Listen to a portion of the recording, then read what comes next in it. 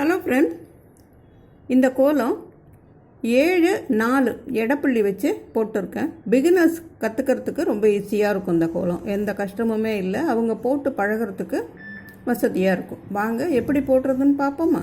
வாங்க.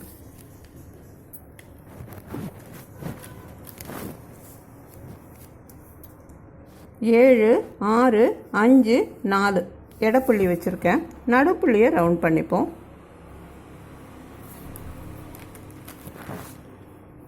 இதை சுற்றி 6 புள்ளி இருக்குல்ல, இதோடு ஜாயின் பண்ணிக்கலாம்.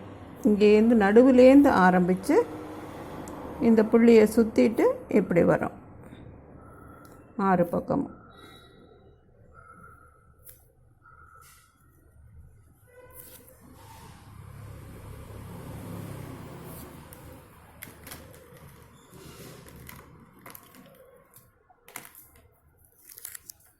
இப்போ இதுக்கு கீழே ஒரு புள்ளி இருக்குல்ல, இதோட ஜாயின் பண்ணிக்கலாம்.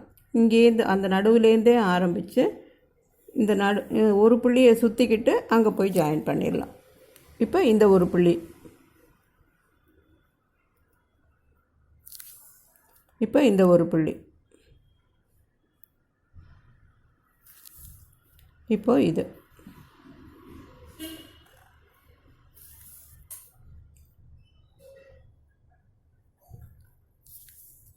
இப்போ இது லாஸ்ட். இப்போ 6 பக்கமும் 6 புள்ளிகளை ஜாயின் பண்ணிட்டோம். இன்னும் ஒரே ஒரு ஸ்டெப்பு தான் இருக்குது. இங்கே 2 புள்ளி இருக்குல்ல, இந்த 2 புள்ளியையும் சேர்த்து ஜாயின் பண்ணிவிட்டு இந்த 3 புள்ளி இருக்குல்ல, இதை இப்படி வளைவாக கொண்டு வந்து திருப்பி இந்த 2 புள்ளியை இப்படி ஜாயின் பண்ணி இந்த 3 புள்ளியை இப்படி வளைவாக கொண்டு வந்து திருப்பி இந்த 2 புள்ளியை ஒரு கோடு போட்டு ஜாயின் பண்ணி திருப்பி இந்த 3 புள்ளியையும் ஒரு வளைவாக கொண்டு வந்து, இதுதான் டிசைன். இப்போ இந்த 3 புள்ளி, இப்போ இந்த 2 புள்ளி, இப்போ இந்த 3, இப்போ இந்த 2, இப்போ இந்த 3 ஒரு சுற்றி வந்து முடிஞ்சிட்டு பாருங்கள். இந்த இடத்த இது ரெண்டுத்தையும் ஜாயின் பண்ணி போட்டுக்கலாம்.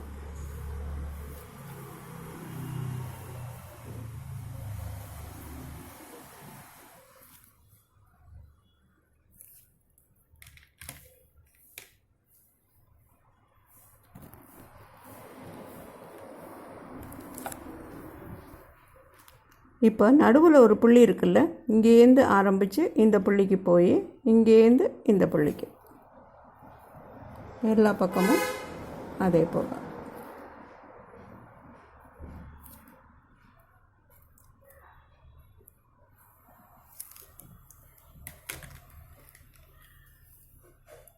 இதோட இந்த ஒரு புள்ளி இருக்குல்ல, இதோடு சேர்த்து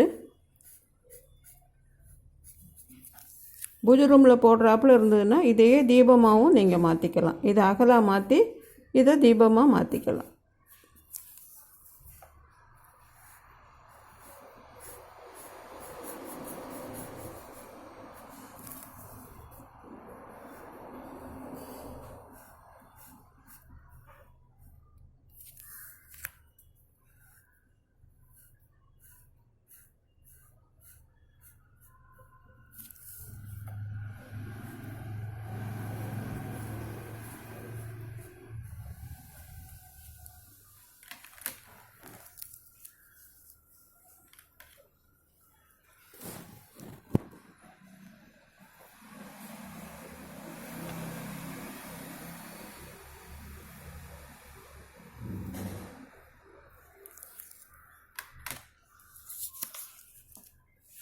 ரொம்ப ஈஸியான கோலம் தான். பிகினர்ஸ் போட்டு பாருங்கள்.